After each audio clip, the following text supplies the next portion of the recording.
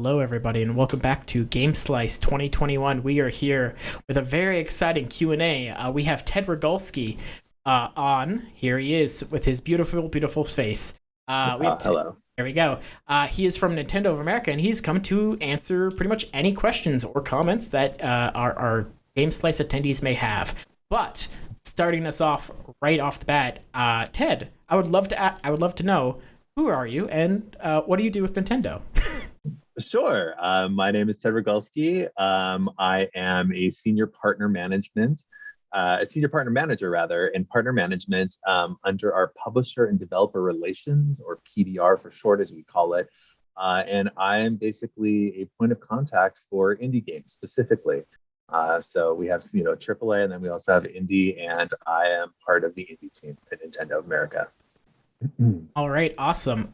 Now, starting off with sort of going from there. So, when do indie devs usually get to the point of speaking with you? When things are going right, when things are going wrong?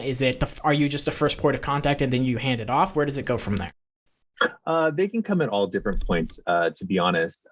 Usually, if they know us or know somebody who knows us, they might put us in touch with them early. Or if they're a new team, new developer, we might utilize events like GDC, E3, or here at Game Slice to meet them in person for the first time. Or again, where they get set up at developer.nintendo.com to become a licensed developer, they will have email addresses there provided for different people at Nintendo. And usually one of those people will inform us that a new team or a new game we've just got to see is there. And so many different avenues that people come through. And then also, I'm also on Twitter, so people can reach out to me there as well. So talking a little bit more about you personally, and your space. What is your sort of favorite genre of games? Not necessarily that you like to see, but just out there. I play a lot of games, and so I really kind of play different games when I'm in different moods.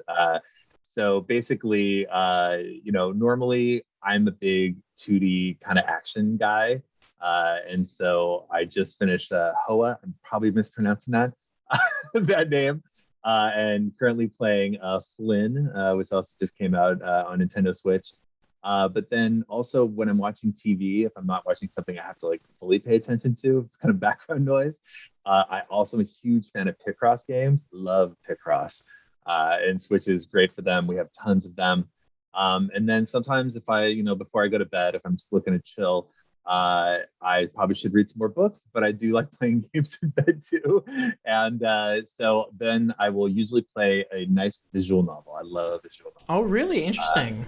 Yes. Doki Doki Literature Club Plus is by far the one that I played most recently, and I really, really enjoy it. Have you gotten deep into that? Yeah, I actually got very deep into it on PC first, and I thought I had finished it, and then I went online and was like, oh my gosh, I can go and change code in files, and so then I got real deep into that. And again, I think Serenity Forge and Team Salvato that brought Doki Doki Literature Club Plus to all platforms. They did a really good job of making a shell that you can use and play around with when it gets to that point when you're in there changing codes and stuff. And did a really great job with it. So yes, I've gotten very deep into it. Besides Doki Doki Literature Club, could you name any games that you're like, yes, I love this, I'd love to come back to this, so on and so forth? Again, I love, as I said, I love Picross games, and I love visual novels. And so two games that I played over the course of the last year or so that I really fell in love with were both Murder by Numbers from Mediatonic, who also do Fall Guys, crazy enough, very kind of a swath of titles. And then a smaller game that probably not a lot of people have played or are aware of, called Super Puzzle Makeout League. And it is an awesome Switch game that's basically really, much like Doki Doki, really breaks the fourth wall. You think you kind of know where it's going, but then by the end of it, you go so fourth wall breaking that it's just an amazing, really, really amazing game. Awesome. And as sort of part of this Q&A is just to get to know a little bit more about you, because let's be honest, I feel like a lot of indie developers are kind of intimidated when it comes to speaking with Nintendo. or just people from Nintendo, despite the fact that you are just people. Outside of games, do you have any other hobbies you like to touch on? I originally went to school to make films, and I love horror films. I love horror films, especially practical effect horror films. Absolutely adore them. So I do see a lot of movies. I watch a lot of movies. Happy theaters are back open. Going to a lot of movies. So really, I love entertainment, and I also go to Disneyland a lot. Awesome. So yeah, I have a few hobbies. So following through with that, what you've already had the opportunity to speak with some there. What specifically drew you to go to this event, and what are you hoping to get out of it? Well, what drew me to the event is meeting you a couple months ago. And really, when you explained what the event was, which was a chance for developers to play other developers' games and give feedback, I wasn't even sure if it was the right event for us to be part of because, I don't want to step in people like stuff's early. They maybe not want to share it at this time. But, I spoke to you about it and I just said, hey, and what we're here for is to just meet developers. This last year has been kind of crazy. Everyone's a little locked down at home. And so this is an opportunity for us to get in the face of people again, introduce ourselves. And as you said, some people might find it intimidating to reach out to Nintendo, but please don't ever feel intimidated. We, as you said, are just people. And I'm just a person who really loves games. And so we're here to find great games, find new teams, help them through the process, and answer really kind of any questions they have about how we do stuff here at Nintendo. So yeah, questions about how they do stuff here at Nintendo. So if you have any of those questions, that's a great time to ask. So let's say people want to reach out to you maybe after Game Slice in a professional capacity. Sure. What would you say is the best avenue to like try and do that outside of an event? Outside of an event, if you're already part of Game Slice here, I'm sure they can reach out to you or someone else right. here at Game Slice. It can definitely is one way. Again, I'm on Twitter, Ted Rogalski. Just search my name, I will come up. My picture, I believe, is there. And just feel free to reach out. Let me know what you're looking for and what you can do. And we can see what the best course of action. If it's talk to us, if it's talk to one of our counterparts at Nintendo of Europe or NCL Japan, we can put you in touch with them, or if it's myself, and set up a time to talk and just hear you out, hear what you have to say. Are there any off the back of that? Are there any sort of misconceptions that you feel are kind of out there in terms of indie developers and Nintendo, or just Nintendo of America in general? As you said, people might be a little like, is it Nintendo a black box? But no, not at all. We're just people. We get a lot of outreach from indie partners, as you can imagine. So please bear with us if we don't respond to an email just instantaneously. We're not trying to dodge you. We are here to listen to you, and we're here to again walk you through the process. There's definitely a process to getting your game on Switch. It's not too hard. Obviously, many people do it every week, and we are here to help find the best stuff and really most interesting, exciting games and elevate them as much as possible to our players on Nintendo Switch. Are there any like common mistakes that you see a lot, or you've seen in your time here? Not a ton. It's really just and that's why we're here. We're here to help. And so whether you're putting in an application for the first time to get licensed, or you're asking for Nintendo Switch access, or you have questions about how we can help amplify your marketing beats, those are all valid questions. And there's a first time for everyone to do everything.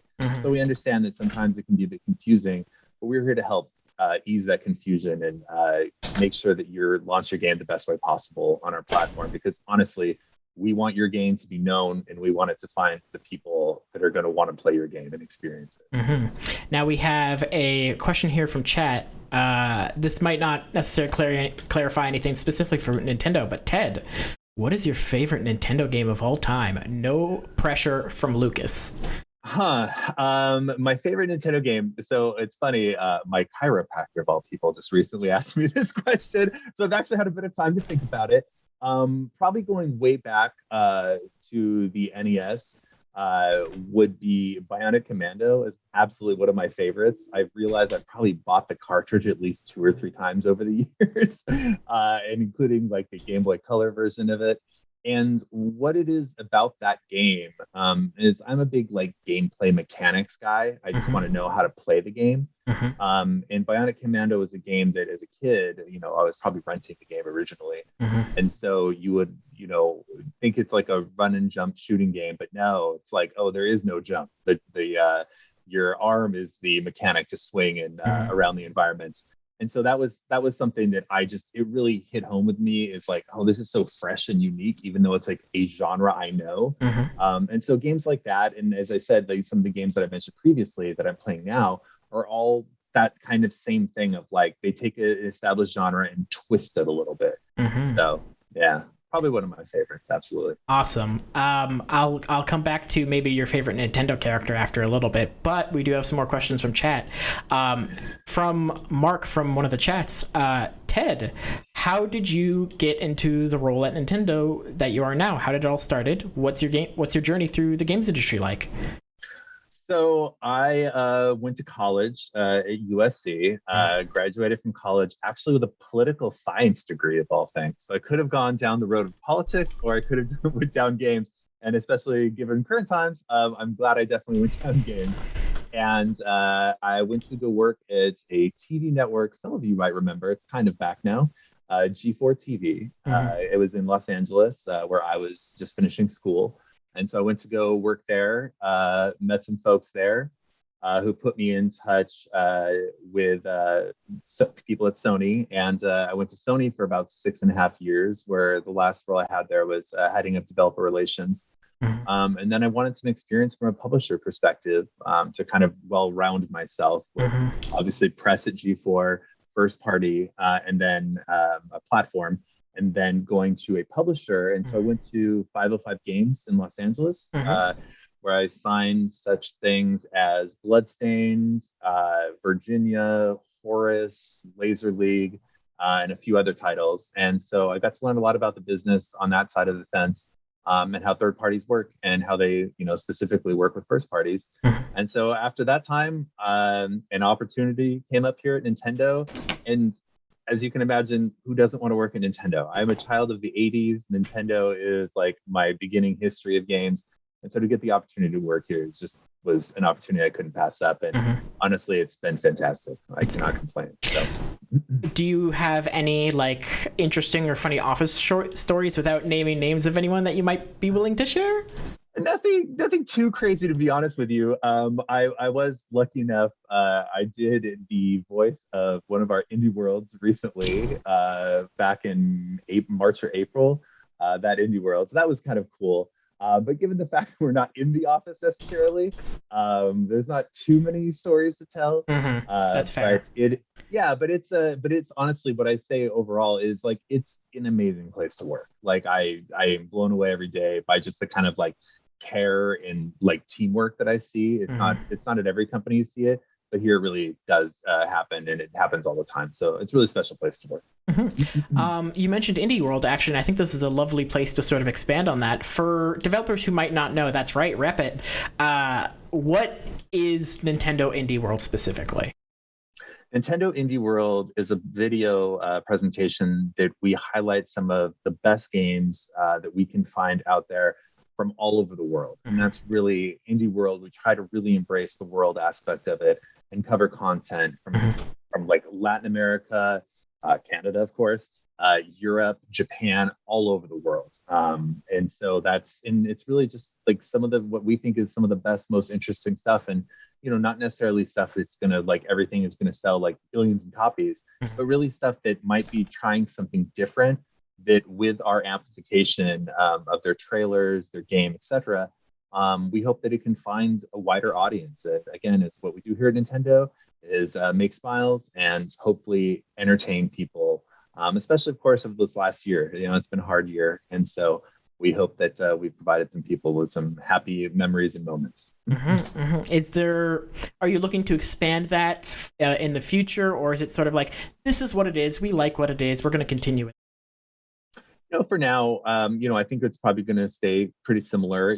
Besides the video content, we also have the Indie World NA, the Twitter account, which people can go to and follow. We often tweet about independent games there as well.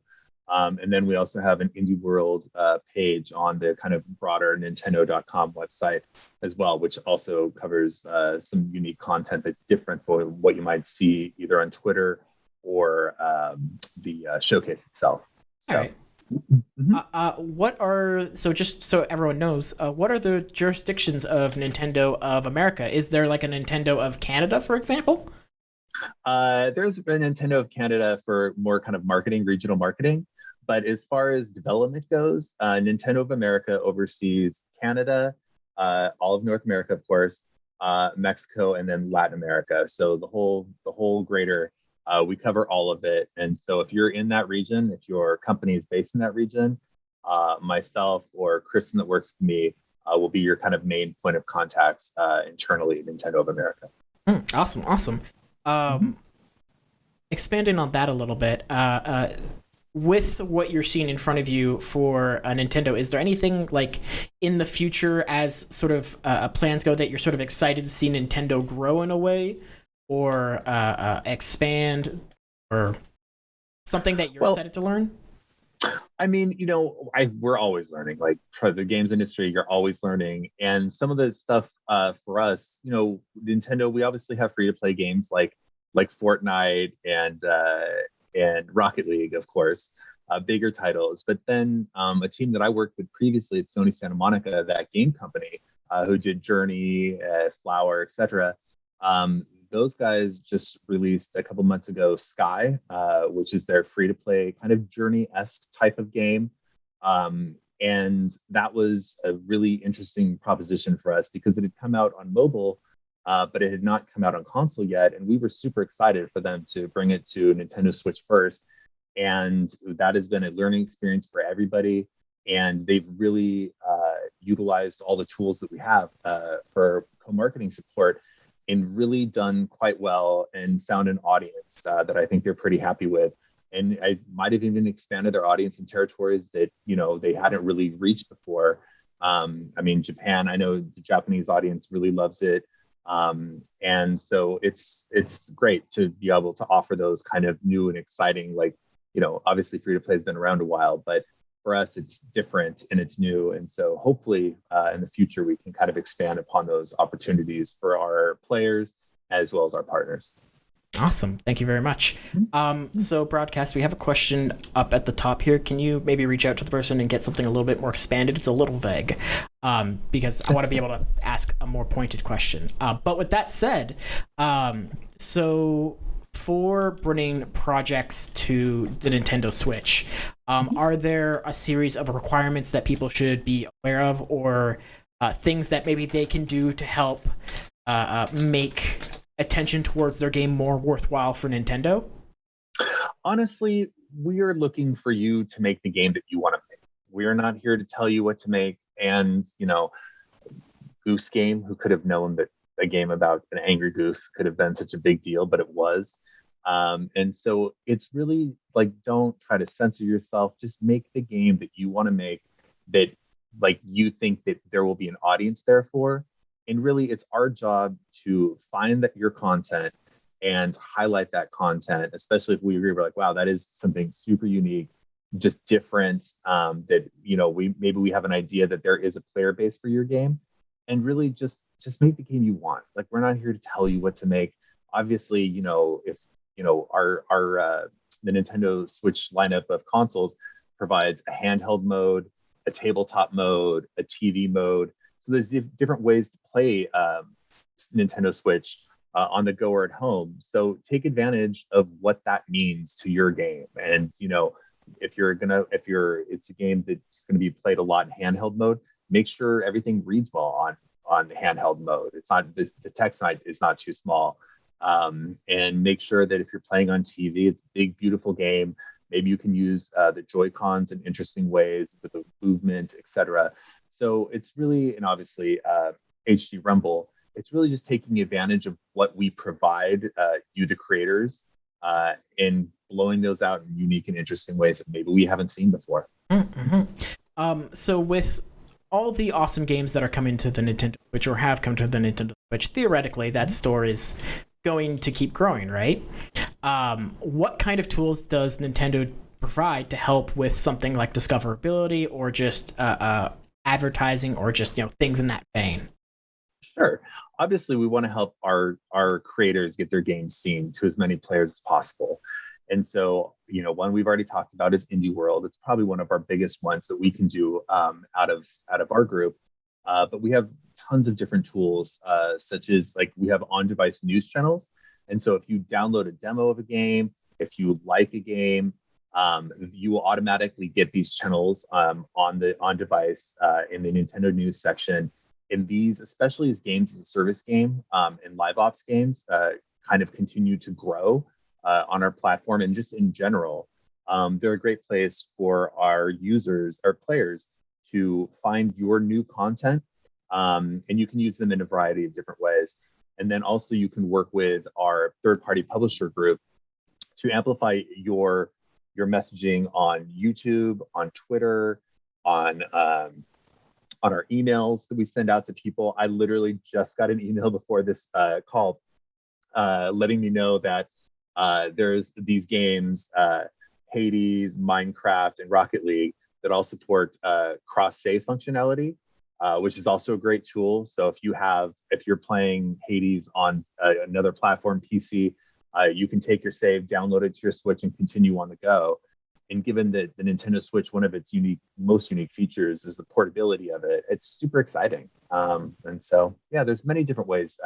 And the more kind of unique aspects of the hardware that you take advantage of, there are more opportunities there will be for you to be featured in said promotion. All right, awesome.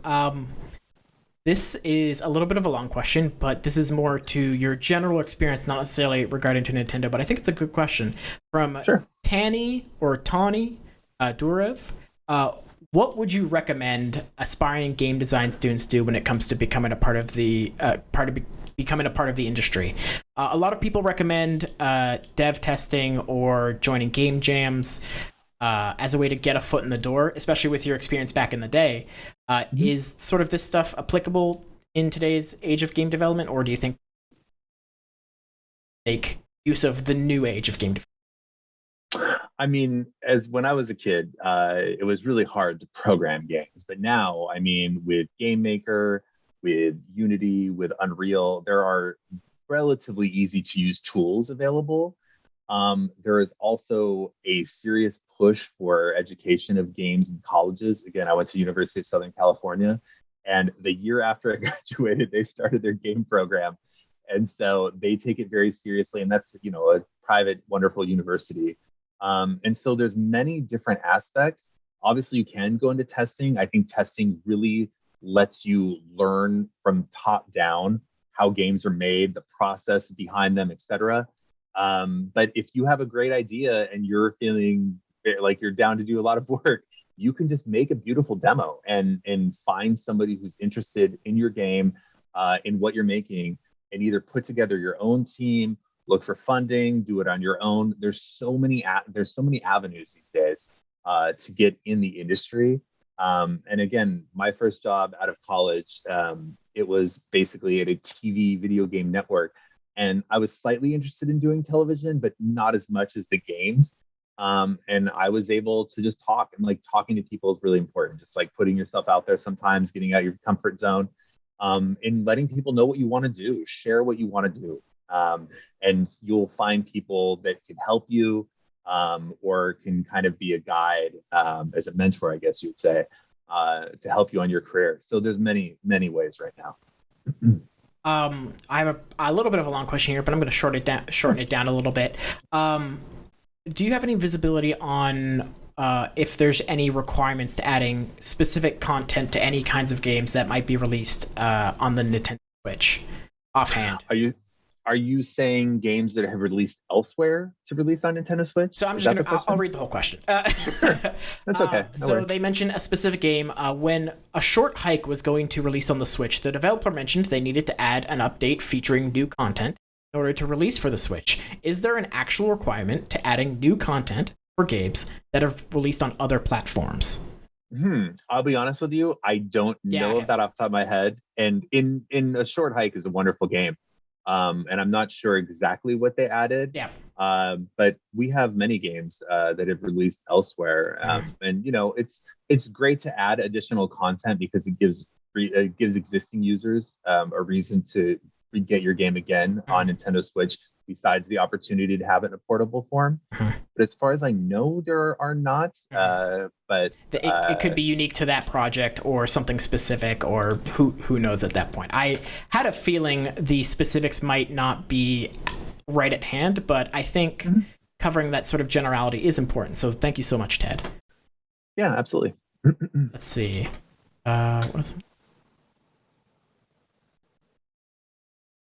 Oh, interesting. Elaborating on their prior question, what about someone interested in level design or world design is making a demo game more useful than dev testing it? Um, I think I think focusing. I mean, even going back to just going, like, I'm a big fan of going to college, Yeah, personally, me too. and so, like, it's great to, even like, if you're going to go to school, and you can go to college, go study whatever interests you, and bring those interests in your interests to the games world. Like, you can focus on, if you just really know what you want to do and that's what you want to do, is like world create, great, then do it.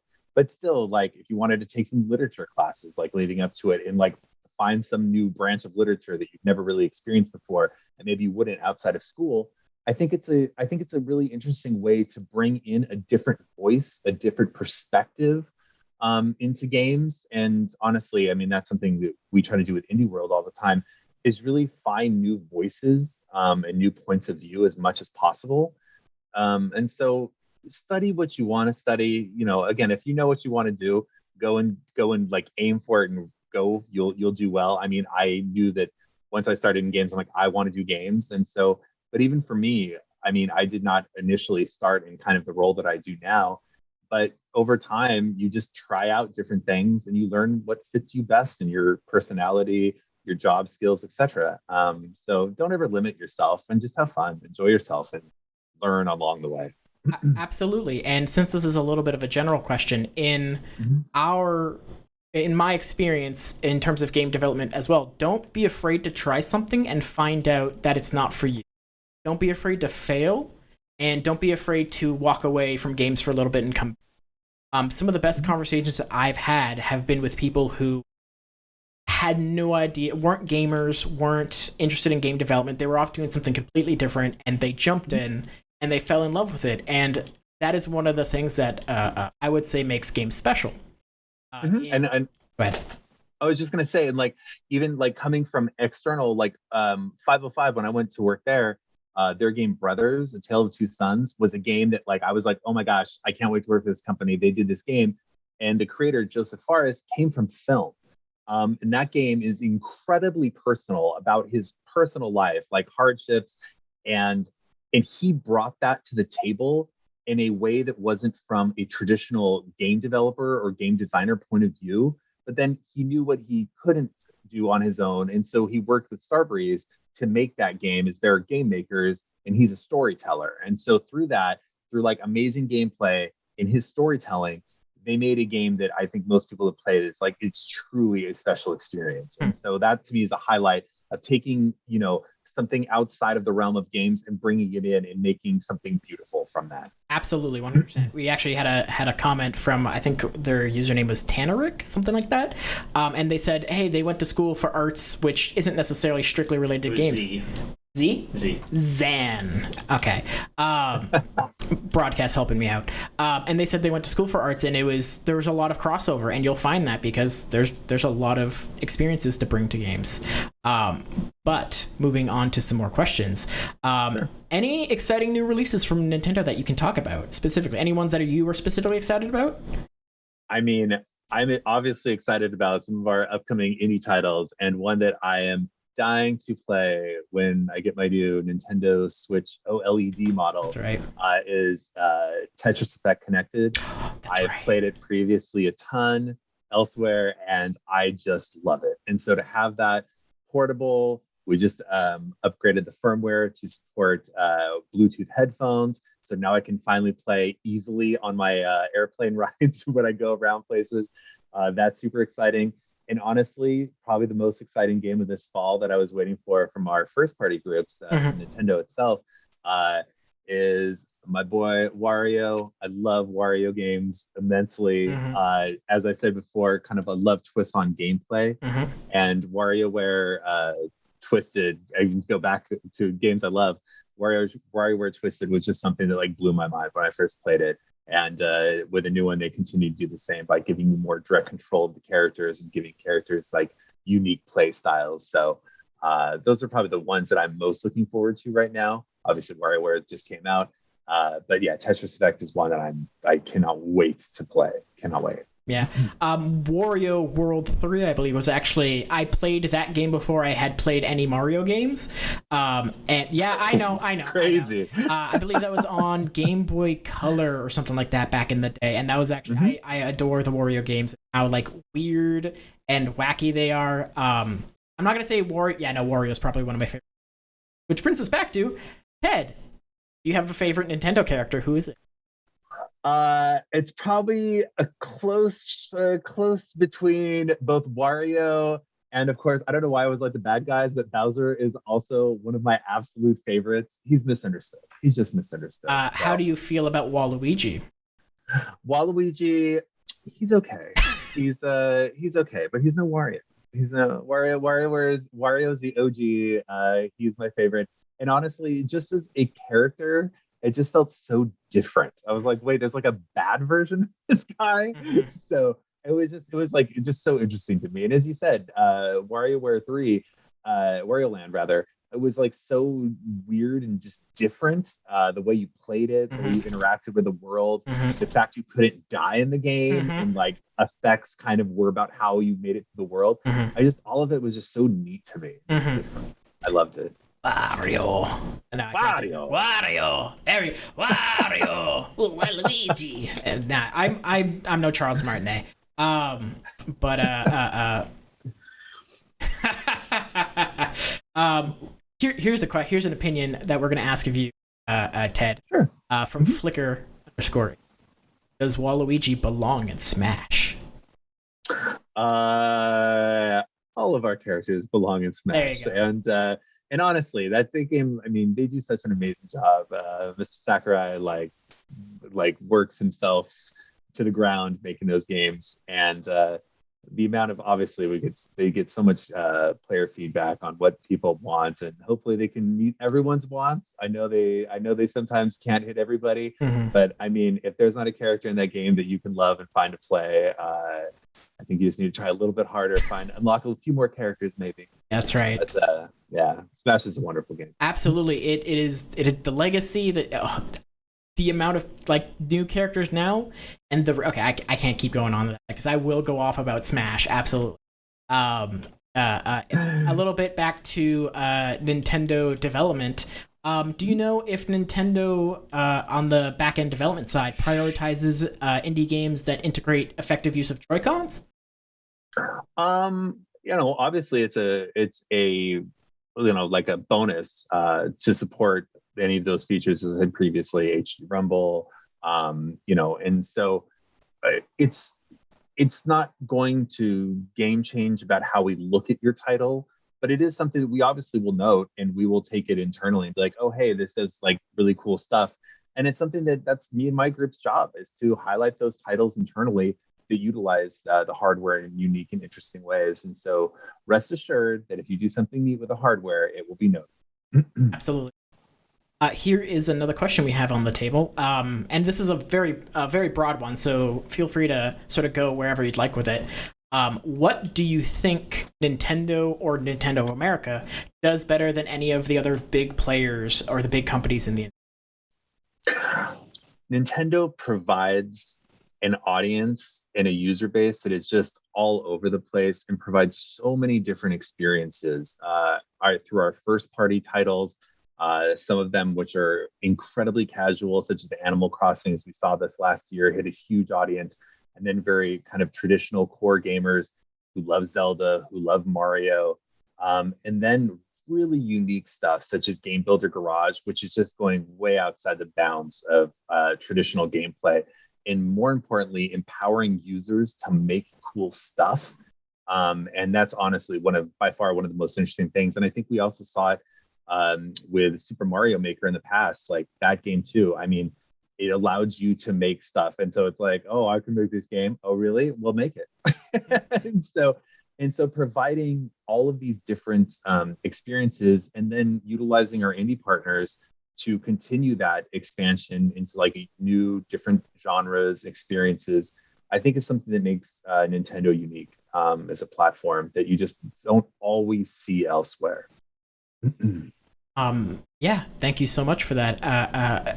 Touching on a little bit about that, I think also I would say Nintendo has done a really good job in maintaining a quality level of the projects they also put out, which isn't necessarily true for all the other giant players. And I think that's something that the team working in development should be very proud of. Not necessarily that they're watching this, but I want to say that out here as well. I will let them know. Oh, awesome. Perfect. Oh, please. It's okay. We appreciate it. Good. Do you own, and this is just a general question because I'm kind of curious when it comes to sort of the Nintendo generalities. Do you own any amiibos? Any sort of like before coming? Do you now own a distinct larger number of Nintendo Switch? Of course, I have amiibo. There we go. Nintendo has an amazing store for our employees, and in Nintendo, much like other companies like Disney, they have like big great brands. There's so much stuff all the time. I have Lego sets, I have board games, I have a Jenga set, and Mario, Bowser, all these different characters, just they're so iconic. And it's really something that even when I wear like some branded clothing out, it's still people be like, oh, Nintendo? Do you work at Nintendo? Like, and that's just, it's so cool. It's so special to work at a company that has like such brand recognition pretty much worldwide. So yeah, I have lots of stuff. Lots of stuff. You have like, it's only got more.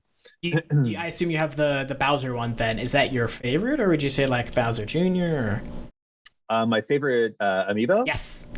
Oh, my favorite amiibo, hands down, is Knit Yoshi, because it's awesome. Yeah, that's and and I'm sad I never got the larger Knit Yoshi that they made. Mm-hmm. But I do have the small one, and I got it in pink because pink is the best color. Yes, correct. How big was the large one they made?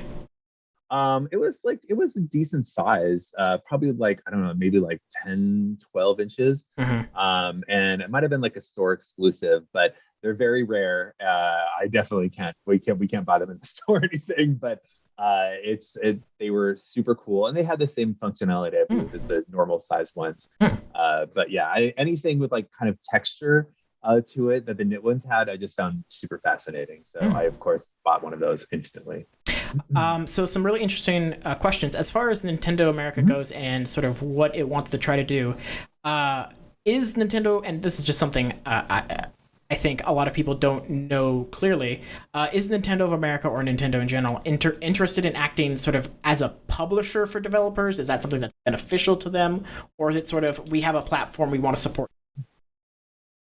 Yeah, I mean, is a platform holder, one of the strongest things we can do for new developers is allow you to self-publish. That's probably one of the best things we can let you do, because we want you to succeed as a developer and a publisher, and to learn about how to publish correctly, learn your audience, etc. So we traditionally don't act as a publisher normally, but again, if something happens and your game really hits home on the Switch, or we think it is, we're always open to conversations. We're here. Just like I'm here right now. We're here to listen. Should you have any questions about stuff, But yeah, I think the fact that we just let everyone publish their own stuff is probably the most powerful thing we can do for small independent developers and their futures in the industry. Absolutely. Um, as far as your own personal goals, because we know we've touched on a little bit of like Nintendo's breaching into South America more, which is awesome. Hmm. And now that you sort of have a level of influence over how you can help Nintendo, do you have any sort of personal aspirations on what you can do with your team, or is it like we're here to see what's awesome and we're going to keep doing that and we're going to keep finding awesome things and helping them grow? As a company, we're always looking to expand business as much as possible. And we, as our group, are really here to find developers. As you are well aware, there's always new developers. Like every other month, there's like a new developer. Mhm. And so keeping track of them, reaching out to them, Mhm. letting them know we're here, and letting them know what we can provide them to help their titles come out to the platform, find success, etc., is really kind of my main focus here at Nintendo.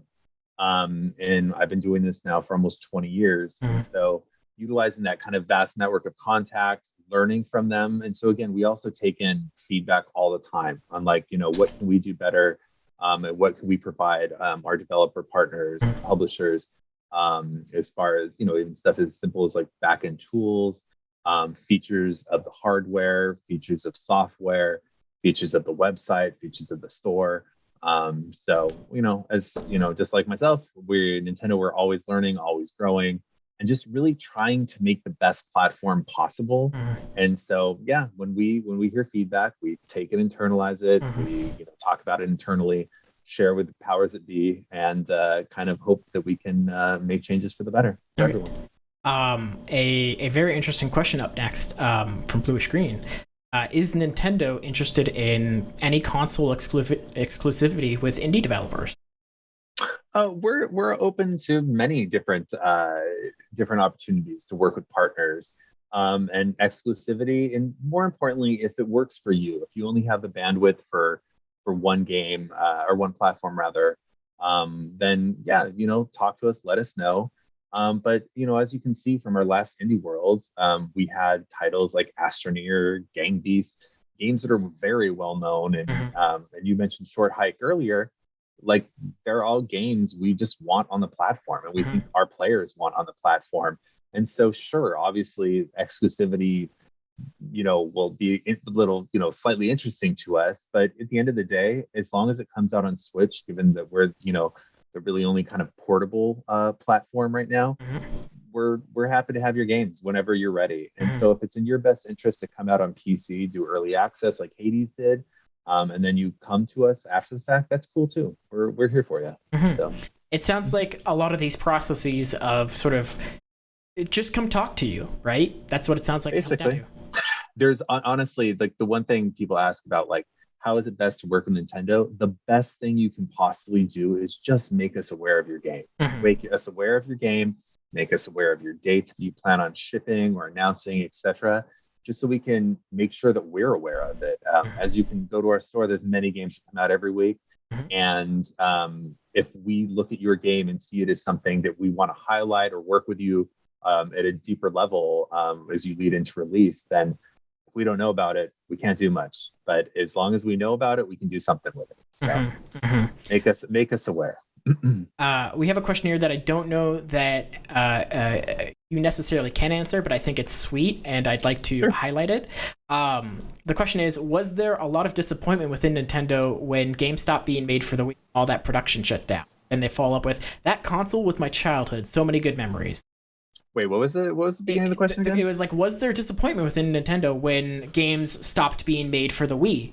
And I imagine the answer is Hmm. probably yes, because it seems like Nintendo of America, and the people who work there really do like love the products they're working with. Right? Yeah, I mean, I was long before my time. I've been here at Nintendo about 8 months, full disclosure. So I can't really speak to that much. But I think again, we know that motion in Wii obviously introduced motion in a way that had never really been done before and so successfully.